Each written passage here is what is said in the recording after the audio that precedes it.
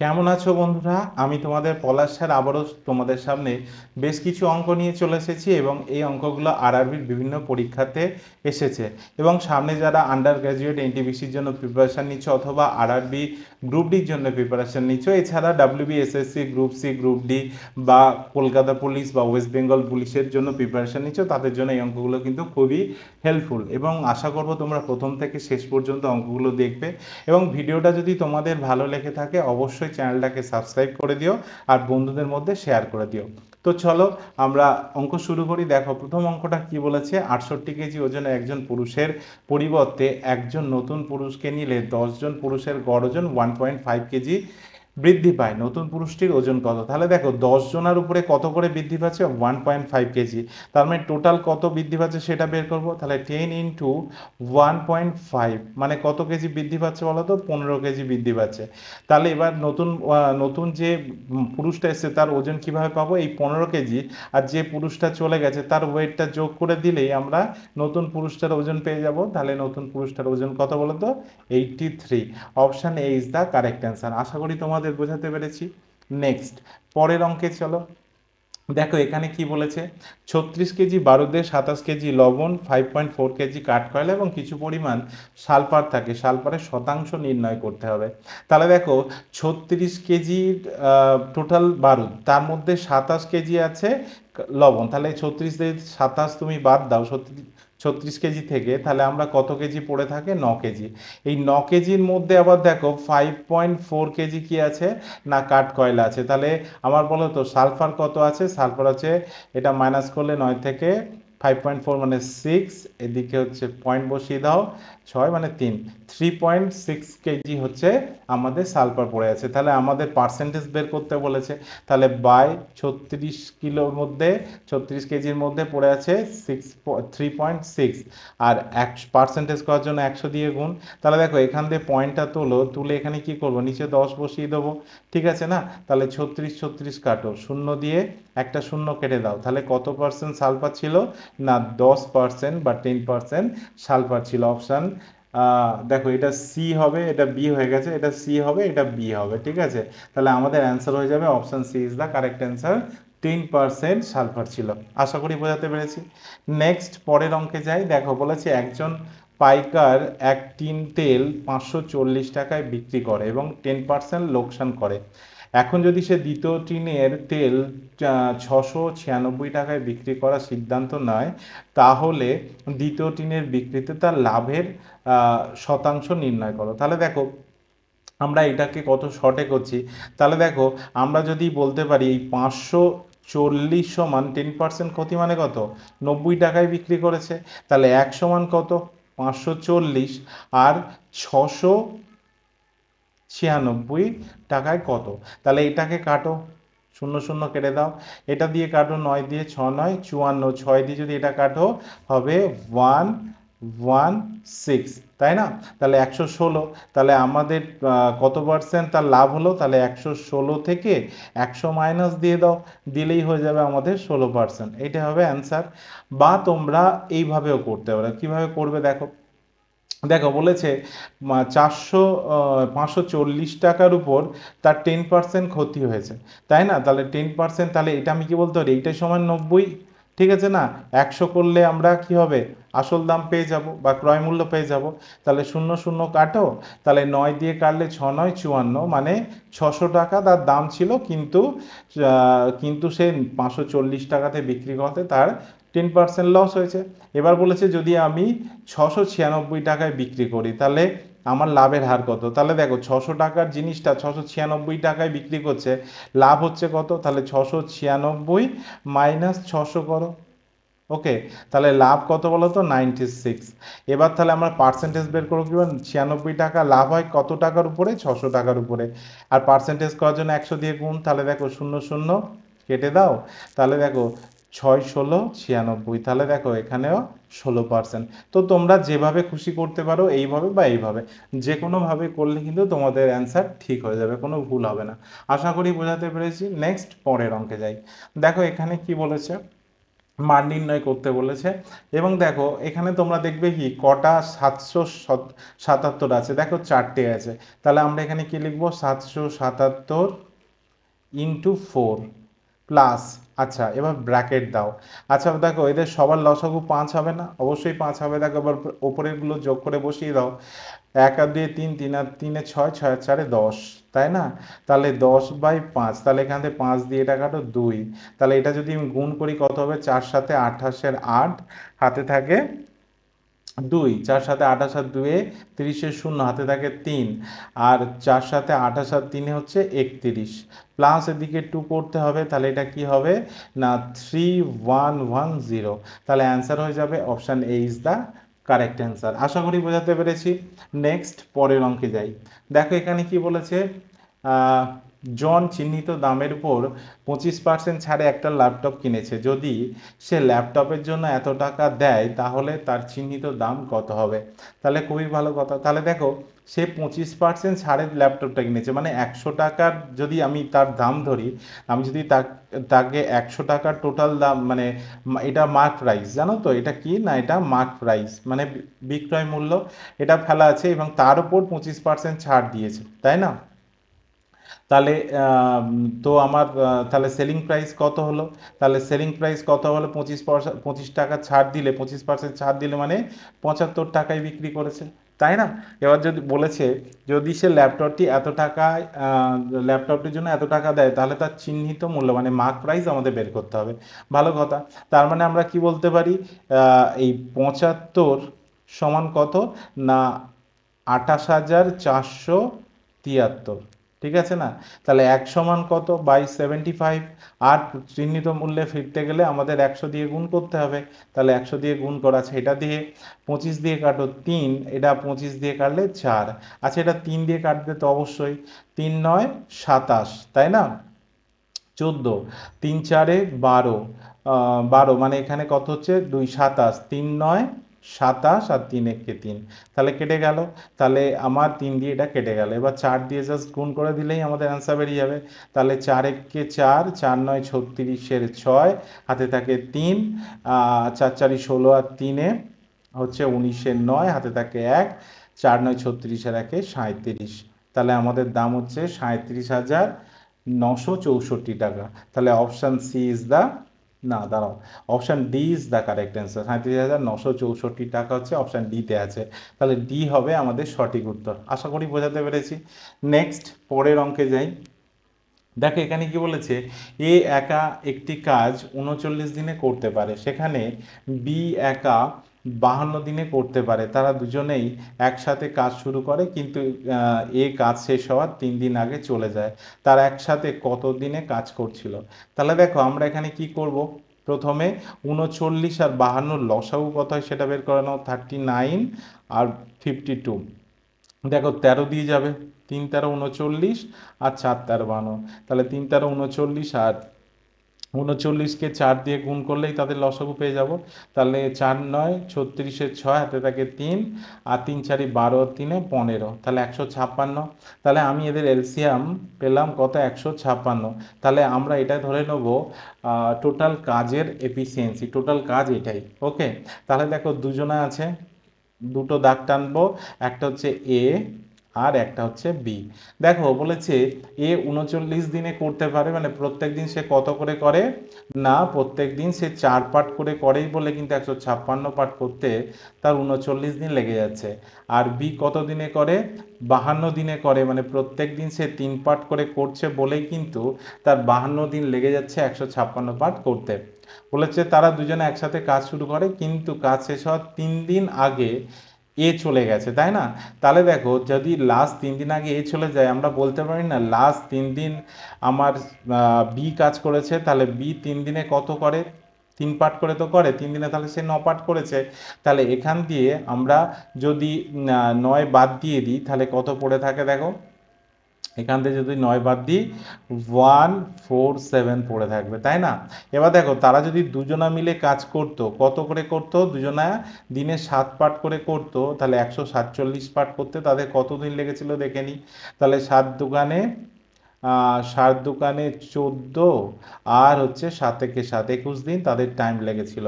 দুজনা একসাথে যখন কাজ করেছিল তাহলে 21 দিনে করেছিল। Option D is the correct answer. মানে 21 দিনে তারা কাজটা কমপ্লিট, মানে তারা একসাথে করেছিল 21 দিন।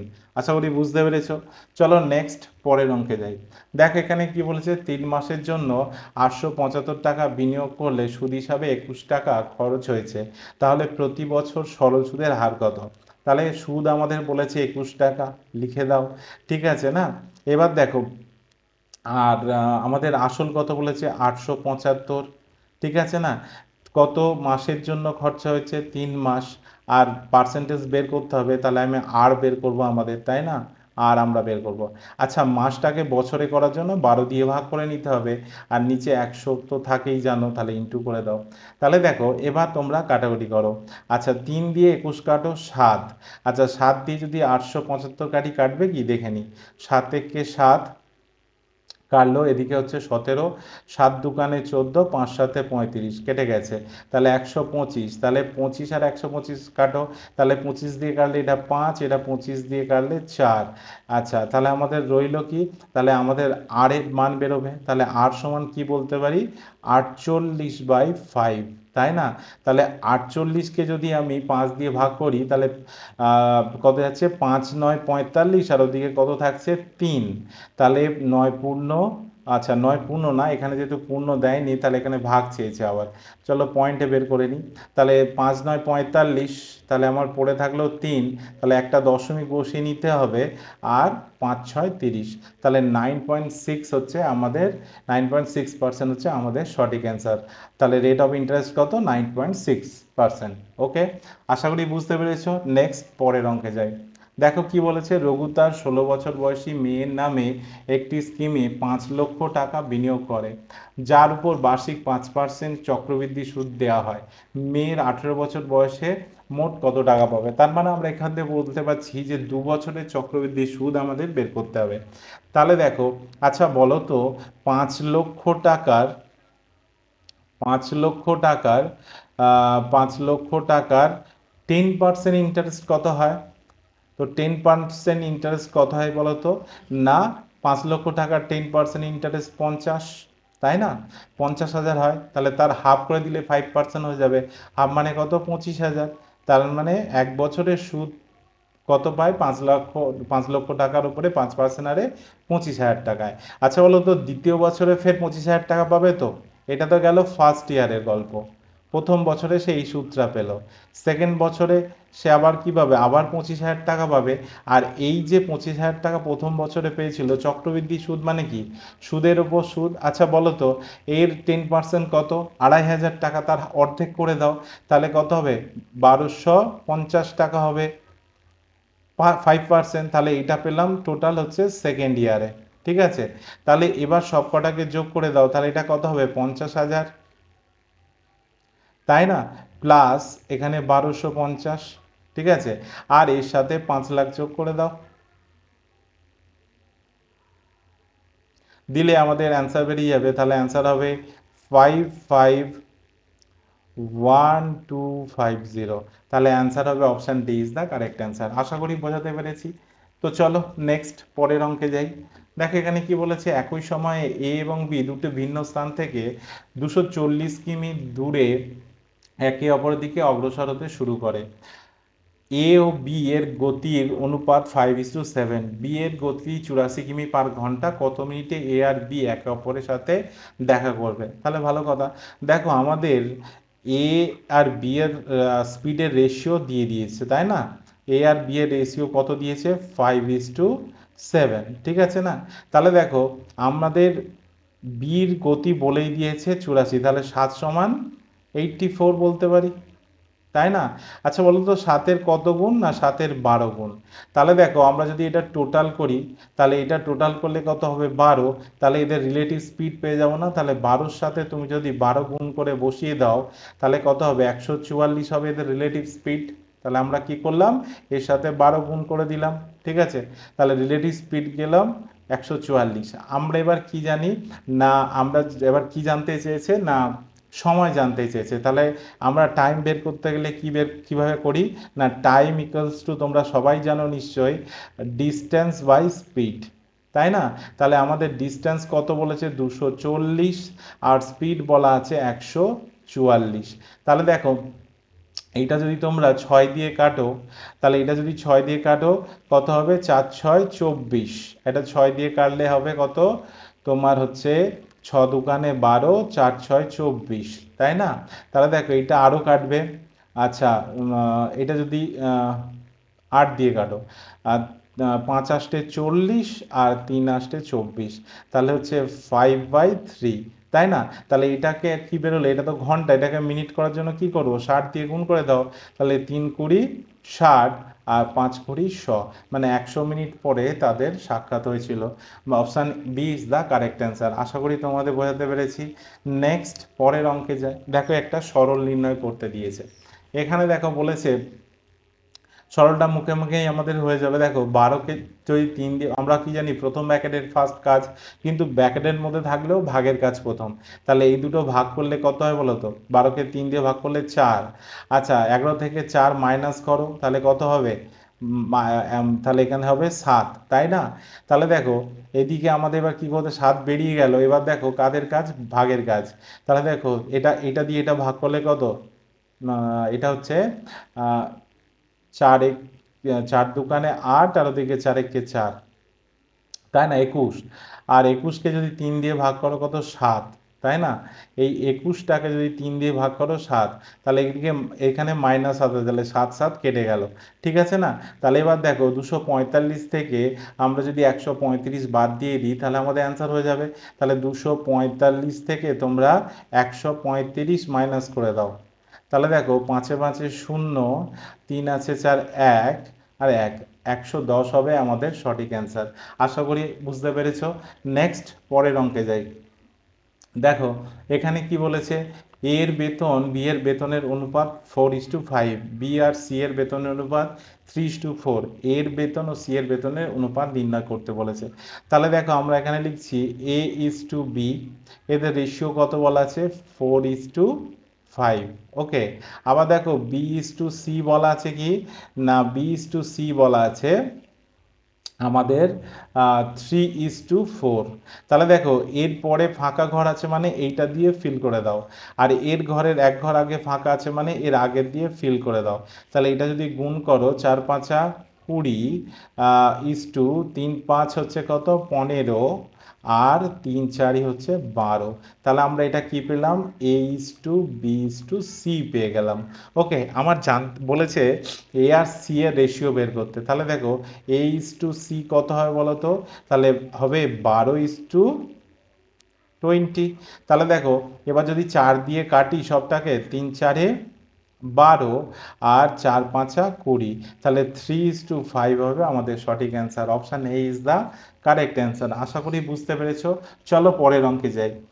দেখো এখানে কি বলেছে, পি এবং কিউ এর বয়সের যোগফল কিউ এবং আর এর বয়সের যোগফলের চেয়ে 15 বছর বেশি, তাহলে পি আর এর চেয়ে আর পি এর চেয়ে কত ছোট সেটাই বের করতে বলেছে। তাহলে দেখো এগুলো খুবই ভালো, কিছু না, এগুলো শুধু কনসেপ্ট যদি তুমি লাগাতে পারো বা ভালো করে বুদ্ধি খরচ করতে পারো এই অঙ্কগুলো হয়ে যাবে।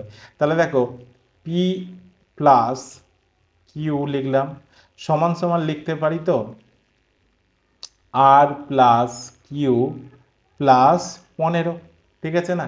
তাহলে দেখো এবার আমরা কি করছি, পি যেরাম আছে রেখে দাও প্লাস কিউ এখানে আছে, আর এই কিউটা এদিকে আসলে কি হয়ে যাবে মাইনাস, তাই না? তাহলে এদিকে থাকলো আর প্লাস 15, তাহলে প্লাস মাইনাসে কেটে দাও কিউ, তাহলে আমাদের পড়ে থাকলো পি, আর আরটা এদিকে নিয়ে আসো, তাহলে মাইনাস আর সমান সমান 15। তাহলে কত মানে আর পি এর থেকে কত ছোট না 15 বছরের ছোট। Option A is the correct answer. আশা করি বুঝতে পেরেছ। নেক্সট পরের অঙ্কে যাই। দেখো এখানে কি বলেছে, এ এবং বি একটি ব্যবসায় যথাক্রমে এত টাকা বিনিয়োগ করেছে, বছরের শেষে এত টাকা মুনাফা অর্জন করেছে, তারপর লাভে বি এর লাভ্যাংশ বের করতে বলেছে। তাহলে খুবই ভালো কথা। তাহলে দেখো এ ইজ টু বি লিখছি, ঠিক আছে?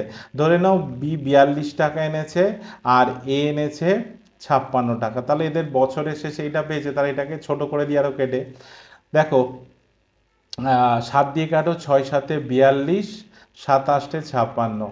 আচ্ছা এটা 14 দিয়ে কাটলে হয়ে যেত, দাঁড়াও তোর ছয় ছোট ছোট করে কেন কাটছি, তো এটাকে আমরা 14 দিয়ে কেটে দিই, হয়ে যাবে। 1 মিনিট, দেখো এখানে আমরা কি করব, 3 14 42, 4 14 56, তাই না? তা দেখো এবার এই দুটো যোগফল কত বলো তো, 7। এই 7 সমান তাদের মুনাফা টোটাল কত বলেছে, বলেছে 87220। আচ্ছা দেখো সাতের কত গুণ দেখে নাও, তাহলে দেখো 7 কে গুণ করলে কত হবে, 7 কে 7, 17, 7 দোকানে 14, আচ্ছা 4 সাথে 28, 32, 4 সাথে 28, তাই না? 32, তাহলে কত থাকছে এখানে, 28 32 4 42, 6 সাথে 42, ঠিক আছে, আর একটা শূন্য, তাই তো? এটাই হচ্ছে এর গুণফল, মানে এটা 7 দিয়ে কাটলে দেখে নিই একবার তবু, 7 একে 7, 7 একে 7, 7 দোকানে 14, 3, 4 সাথে 28, 28, আর দিকে হচ্ছে তোমার 4 2 42, 6 7, ঠিক আছে। এবার জানতে চাইছি যে বি এর লভ্যাংশ কত, তাহলে আমরা কি করব, 4 দিয়ে এইটার সাথে গুণ করে বসিয়ে দিলে হয়ে যাবে। তাহলে এর সাথে যদি 4 গুণ করো কত হবে, দেখো এখানে 4 0 0, 4 6 24, 4 হাতে থাকে 2, 4 4 16, 2 18, 8 হাত থাকে 1, 18 8 হাত থাকে 1, 4 দুগুণে 8 আর 1 9, আর 4 একে 4, 49,840, 49,840, option B is the correct answer. আশা করি বোঝাতে পেরেছি। নেক্সট পরের অঙ্কে যাই। যদি একজন দুধওয়ালা 9 লিটার দুধে 4 লিটার জল মেশায়, তাহলে দুধ ও জলের অনুপাত সমান রাখতে 36 লিটার দুধে কত জল মেশাতে হবে। আচ্ছা বলো তো, 9 লিটারে যদি 9 লিটারে আমাদের কত মিশিয়েছে, 4 লিটার, তাহলে 36-এ কত হবে, তাহলে 9-এর কত গুণ 36, 4 গুণ, তাহলে 4 দিয়ে 4 গুণ করে দাও, 16 লিটার হবে। অ্যান্সার হবে option A is the correct answer. তো এরকম সোজা সোজা অঙ্ক আরআরবি বারবার অনেকবার দিয়ে দেয়, তো দেখবে অঙ্কগুলো কিন্তু খুবই সোজা। নেক্সট দেখো এই অঙ্কটা কি বলেছে, বলেছে পাইপ এ একটি ট্যাঙ্ক 8 ঘন্টায় পূর্ণ করতে পারে, পাইপ বি ও সি যথাক্রমে 20 ঘন্টায় 15 ঘন্টায় সম্পূর্ণ ভরা ট্যাঙ্ক খালি করতে পারে। পাইপ এ এবং বি একসাথে 5 ঘন্টা খোলা থাকে এবং তারপর বি বন্ধ থাকে এবং সি তাৎক্ষণিকভাবে খোলা থাকে, তাহলে ট্যাঙ্কটি সম্পূর্ণ ভর্তি হতে কত সময় লাগবে, এটাই আমাদের জানতে চেয়েছে।